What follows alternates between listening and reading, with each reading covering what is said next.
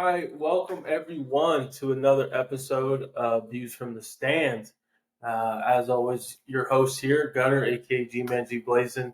And what we're going to be talking about, as you probably can already see on your screen, if you are watching, if you're not watching, we're going to be kind of going over a few things. So, first off, before we go over those few things, Happy New Year's, guys. All right, Happy New Year's. Uh, we made it, guys. We're in the 2024 year and excited how this year goes. So again, hope you guys had a great time with your families and friends, and enjoyed your time away from anything that's not going well in your life or work, right? Stuff like that. All right, but let's get into it. So we're gonna go over the CPF games. We're gonna go over Alabama versus Michigan, Texas versus Washington. We're gonna talk about the transfer portal because that's a big thing going on here in the sports world, in my opinion. Something that I'd love to dive into, especially for my Trojans. And then, as always, we're gonna end with on the stand sports history. Kind of see what happened on this day, throughout the history. But real quick, always shout out to the Cheesehead Chatter. They're doing great over there in the Midwest and Wisconsin. But also something that I do as well. We have some big things coming up here. I don't want to give them away yet, but Like the Torch podcast. We have an episode tonight actually live, 6:30 Pacific time PM, I believe. And we're doing kind of an award show, I guess. So just kind of to recap the end of the year. So that'd be cool. But let's get into it, guys. So with the CFP games, man, the semifinals we had. I mean, honestly, we had some great games. It was that those two games were great to watch, and it was really a bummer having to, just go to bed and wake up the next day and not watch these games and stuff like that. So Alabama versus Michigan. So as you can see, the final, right, 27-20, man.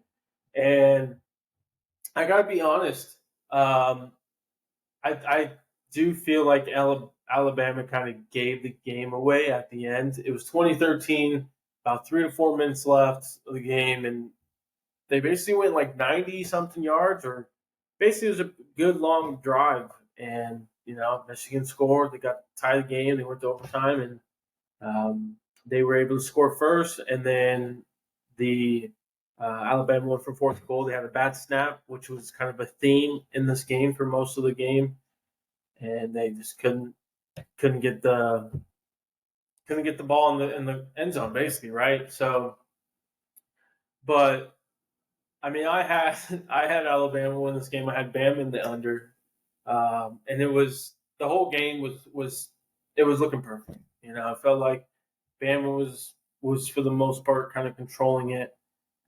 This game was looking like it was going to hit the under, and that didn't happen. Michigan won, and it did hit the over as well. So just slightly, but hey, that's the thing about gambling, right?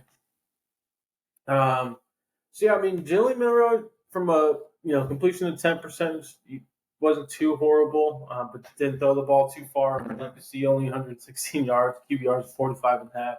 JJ McCarthy, I mean, he 3 touchdowns, no interceptions, 91 QBR, 221 yards. I mean, for a game manager, and no disrespect to him, that's what he is. You can't ask for more. He made the throws when needed. He made the plays when needed, and that's all you can really ask for your quarterback, right? Both teams ran the ball really well, but it just really kind of came down to the QB play and really the Michigan's defense. I mean, we'll go over that in a little bit here, the team stats, but I think they had like 6 sacks. It was pretty crazy seeing that Michigan was kind of, dominating the trenches, to be honest, against a Bama team, right? Yeah, going into the team stats real quick. Right here, turnovers. Oh, possession in the game. So Bama had more possession. It's not bringing up the, which is okay, but regardless, guys. I mean, sorry about that. Team looked good, so they had about so right here about 6 sacks, 10 tackles for loss. I mean, they were in the backfield versus 1 sack and one tackle for loss. So, right, you win the games in the trenches, and I think that's kind of what happened throughout the game. Alabama Michigan just kept winning the battles, winning the trenches battles, and you can see at the end of the day, one team had more sacks and tackles for losses than the other. So, what a great game. So, Michigan moves on to the finals. It's going to be in Houston. We'll talk about who they play, which obviously it's Washington, but kind of talk about more of that game. And Jim Harbaugh is going to the championship. He's saying some stuff that J.J. McCarthy is like the best quarterback. I think he meant Michigan history, which he's kind of got an argument because, I mean, the kid's only lost once technically as a starter. But at the same time, I mean, there's some history with Michigan in terms of just college, right? Because if you're talking about just in general, obviously it's Tom Brady, right? It's the Brady bunch. Okay, so going into the next game, and this game was obviously a shootout. Texas loses to Washington, 37-31 final, and man, they just let Penix want to throw for days. I mean, he threw for 430, 2 touchdowns. QBR was 97.7. Quinn Ewers wasn't too bad, I don't think. There was just obviously some moments in the game where he just couldn't, couldn't really get the ball going, right? The completion percentage, so you can probably improve on that. Bro, but Penix, dude, that man, the way that ball comes out of his hand is pretty special. I'm not gonna lie. Obviously, he's an older gentleman. He's mature and whatnot. Been through some crazy battles in terms of his health. Just great to see him winning, competing, staying healthy. And this Washington team, this team is really no joke. Just seems like this team just always finds ways to win. They like play their competition, I guess is the easy way how I can explain it, where, the better the team, the better they're going to play. The worse the team, the worse they're going to play. Right? And, I mean, with the receivers that they have, Dunze, Polk, and McMillan, oh my goodness. And obviously they have this Jack kid who's a tight end, to my understanding. But at the same time, Washington almost blew this game. There was multiple series where they could have just ran the ball, and time would have obviously occurred, right, and came off the clock. And then the last series, they didn't want to kneel, which I'm honestly okay with. It just obviously hurt the running back Dylan Johnson. Sounds like he will be available for this game, so keep in mind on that. But just some questionable game, end of game management, calls and decisions, outside looking in. But at the end of the day, they won the game, and that's all that matters. Did you win or lose, right? It's not how did you win or lose; it's if they won. So, kudos to them. Texas, man, they're a great bunch. I got to give shout out to Sark. He's got some dudes. I mean, his running backs are. He's got a good running back, especially next year. CJ Baxter and then Jarrett Gibson coming in. The wide receivers, Worthy, Mitchell. They needed them too, and that's probably maybe a byproduct of Washington's game plan. Maybe they somehow doubled both, which that would be crazy. But yeah, Mitchell and Worthy only had 6 catches between the two, and those are your dogs. So that was definitely surprising. But at the end of the day, Washington won, or deserved to win as well, I should say. And just another crazy game. So we got a final, guys, right? We got Washington versus Michigan. Basically a Big Ten final, if you think about it from a future perspective in the next year's football, calendar. even though Washington is still Pac-12 technically. And I cannot wait. Monday, January 8th, we're going to be discussing it about next week in terms of the after the game. And actually, what we'll do right now is let's talk about the game itself. Let's preview that. I think that's fair and deserving. So let's me. So boys, again, we have Washington, Texas. The spread is right here. So it opened at 3.5. Michigan it is at 4.5 on ESPN Bet. Sorry if you hear that music in that little video right there. That's what happens when you don't use ESPN. But anyway, 4.5 is now where it's at. 56.5 is where it's now at. So basically, it's been increasing. I really like Washington, especially from a spread perspective. But it's going to come down to man. What's crazy is Michigan's going to have to get tested by Washington's Dolphins, right? I don't think, aside from Ohio State, but from past years, I would say more, not this year. They're going to get more tested this year from a passing defense perspective. So that's the key thing right there, I think. And then for Michigan is can you just keep running the ball basically and keeping the opponent off the field. Washington's not really known for stopping the run, so I think that is those are the two keys right there, right? Key is, can Washington stop the run, and then can Michigan stop the pass? So that's the great dynamic and thriller of this game. The matchup predictors got 74% to Michigan. Hey, I understand why they've been the number one team from the jump, but just this Washington team, man, I don't want to use the word special, but I guess you could say it here that it's a special group. In terms of a talent perspective, they don't have a lot of 4 or 5 stars, right? They have a lot of 3, few 4s.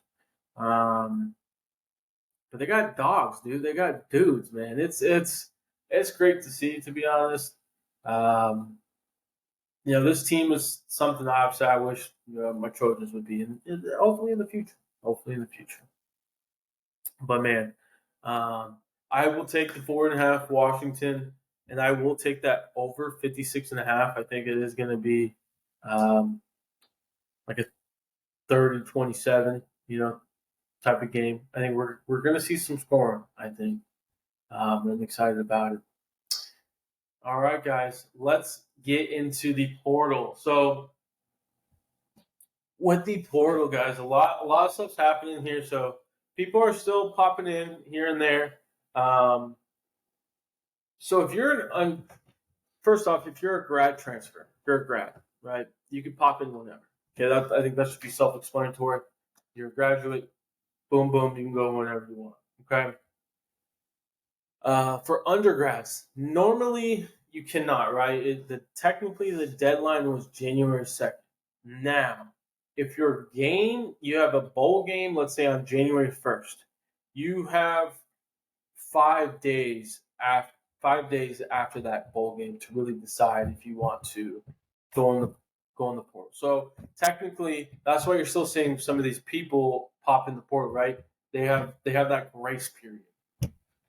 So I think that's really cool because it's hard for a kid like a 19-year-old kid to go play a game right on January 1st, lose a heartbreaker, and then have to go home, fly home. And it's like, oh, I gotta decide my future right this second. It's like I can't even have 24 hours to decompress or whatever the case may be, right?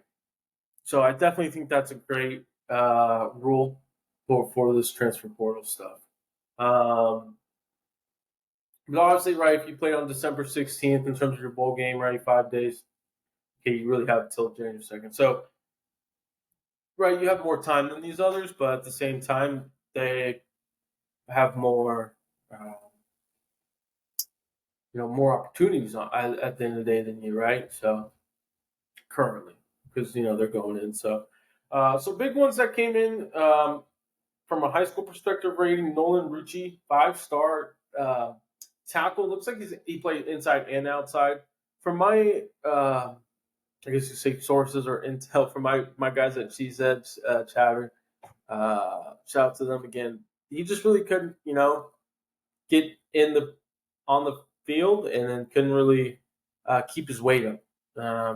Was struggling with the weight, especially on a tackle position, and that's maybe why they maybe kind of put him inside, or maybe he's projecting more inside. I know there were some things about him at an interior lineman, but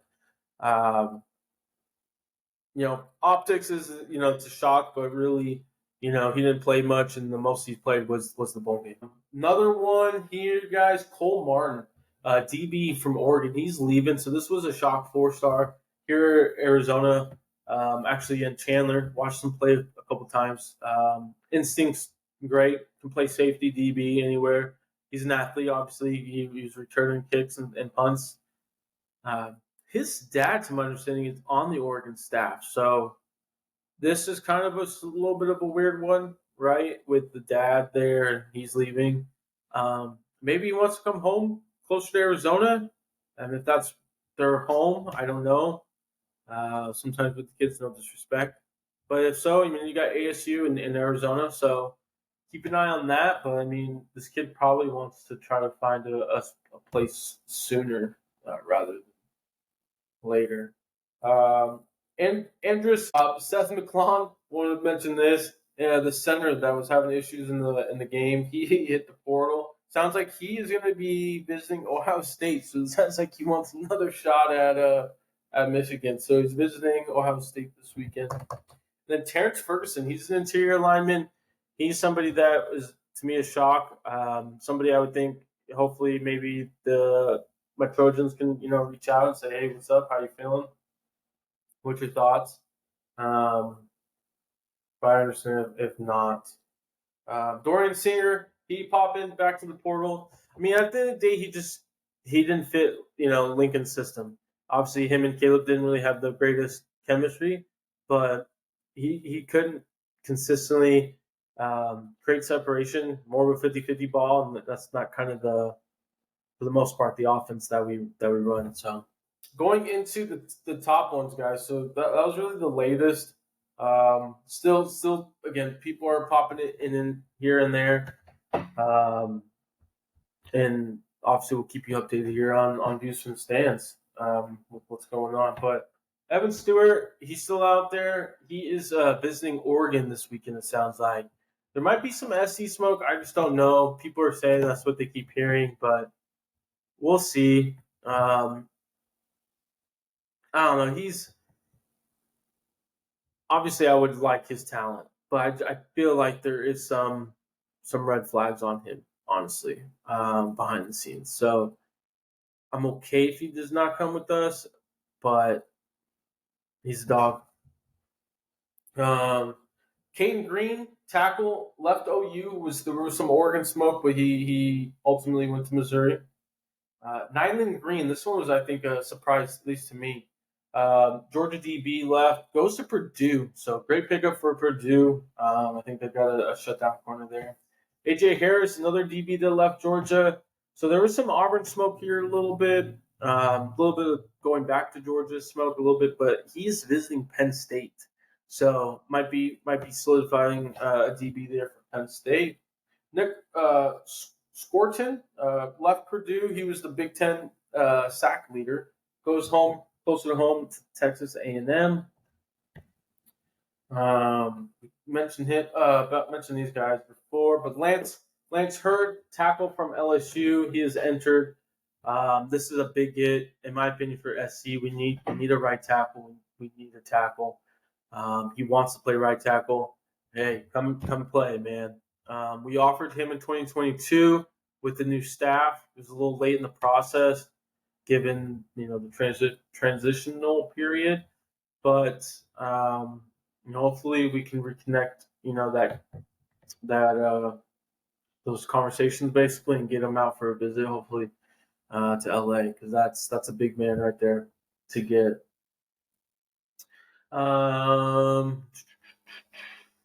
Let's see. Trevor Etienne finally committed to Georgia. Pretty crazy. Florida going to Georgia, but hey, it's a new era. Marvin Jones Jr. is going to FSU. Left Georgia. Malik Murphy goes to Duke. Um, leaves Texas, obviously. Malachi Nelson. So he is visiting Boise State this weekend. Sounds like that's going to be the team. Good for him. I mean, at the end of the day, hopefully he can go play because it sounds like that's his big thing. Is that he wants to play and not sit around. Caden Salter is leaving Liberty. We'll see what happens there. He played, against Oregon. Will Howard. So says SC. I don't. I mean, there's still a possibility we offered it unless we had a conversation with them after and said, hey, no longer, need your services. But there's still a potential he comes and competes for the job. But he will be visiting Ohio State this weekend, I believe, where there's sounds like that will be his home. Damani Jackson, he leaves obviously at USC. He goes to Bama. That was one of his final three coming out of high school before choosing us. Kind of, I think, really it, guys, here. And we mentioned, let's see, I'm just going to see the top 50. Julian Fleming finally commits to Penn State after some rumors there. Tacker Curtis, he's obviously left us, USC. So there's some Wisconsin, Ohio State buzz there. That's, again, two of the teams that was in his final three. Noah Rogers leaves Ohio State, goes closer to home to NC State as a wide receiver, so good for him. Corey Foreman, I honestly haven't heard much yet about him. I mean, there could be some small cow smoke just because the D-line coach recruited Corey at high school. So keep an eye out on that. But that's really it, guys. I mean, there's a lot of things happening here and there in terms of the portal. So some guys, just real quick, for USC, if you're curious about what's going on in the USC world. So we got some visitors. We got one of our DBs that has verbally committed. He did take a visit to Florida, to my understanding. John Humphreys, UCLA DB, went to the portal, and he, came over and said what's up to us at first. But we'll see if we can get the dotted line basically signed. North Dakota State's D lineman, Javier Durrett, I think that's how you say it. More of a D tackle, 280-ish right now. He is visiting this weekend. He's following his head coach, Matt Entz. Hopefully we can get that connection and seal the D lineman. Texas A&M D lineman, Isaiah Rakes. I believe that's how you say his name. This man's 320 something. He was more of a dead piece at Texas A&M, but he was sitting behind a Walter Nolan in an NFL draft prospect. So I think you can understand why he didn't play much. I think he can make some noise and allow Bear to play D tackle, not nose tackle. Yeah, McKinley Jackson was the other one who he was playing behind. Just give me a quick second here, see if there's any more in terms of some more visits. But I think those are two great pieces. Somebody who's out there right now is Jameer Caldwell. His former DC is now our DB's coach, so there's the connection right there. If you're wondering why I'm bringing him up. So from my understanding, last I heard is, his D-line coach is probably going to be retained at Houston, so they have a good connection, chemistry, and relationship. And he's potentially withdrawn. That's the last I heard, though. But it feels like every day goes by, there's more chances of him staying in the portal because maybe some NIL opportunities are there, money. So just keep an eye on that. He's got some quick feet. He can move. He played some kind of technically like a right end for them a little bit because they had more of a 3-down D lineman in terms of Houston. But man, he can move. I think again, if we can get a Jameer Caldwell, an Isaiah Rakes, and a Javier Durrett, add him with a Bear Alexander, add him with even a Nate Clifton, add him with Elijah Hughes, add him with Kobe Pepe maybe, um, and Dijon Lepetet. I don't even say his last name. I'm gonna embarrass myself, even though I just did. And I mean, you got a pretty solid room. Definitely could still add more, right? Um, but yeah, it's tough when you're not bringing the top dollar in terms of an NIL conversation. So that's really it for transfer portal. Some updates on in USC if you're really curious. But again, always check out Like the Torch podcast. That's where we really kind of go in depth more. Got a lot of sources on that podcast, guys. So we're always chatting it up. But we're gonna end the day, guys. As always, see what's going on in this day in sports history. So in 1986, guys, Eric Dickerson scores twice as he rushes for a postseason record 248 yards. And then David Robinson blocks a record 14 shots in college. That's a lot, Jesus Christ. And then in Robert Parrish becomes the fifth player in his NBA history to register 2,000 career blocks during the Celtics' loss at Minnesota. The others were Kareem, Mark Eaton, Wayne Rollins, and George Johnson. And then in 1999, college football was the first BCS national championship at Sun Devil Stadium. Tennessee beats Florida State 23-16 at the 28th Fiesta Bowl. Okay, that's why I'm thinking, why is it there?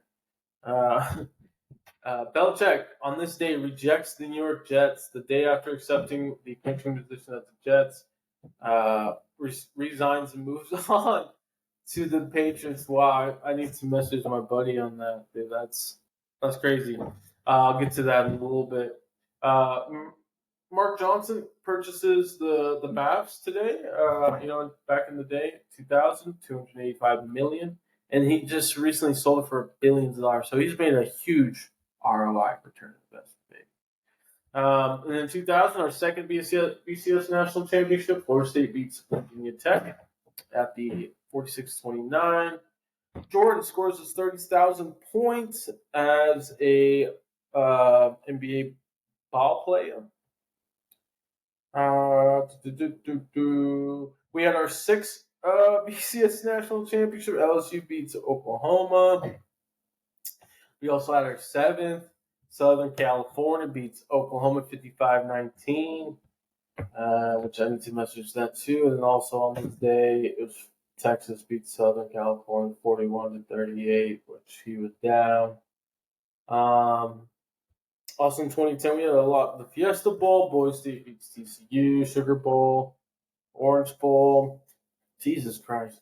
Mohamed Salah was the player of the year today in 2018. And I mean, that's really it, guys. So a lot of obviously some college football and national championship, which is understandable around this time since we're in the new year. But this will really conclude our episode, guys.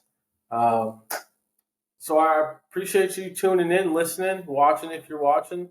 And as always, please go subscribe. It's free, guys. There's no hidden agenda behind it in terms of a pay, right? No pay structure. You don't have to pay anything. Go share, go like. Just go tell some people about it. If they like it, they like it. If they don't, they don't.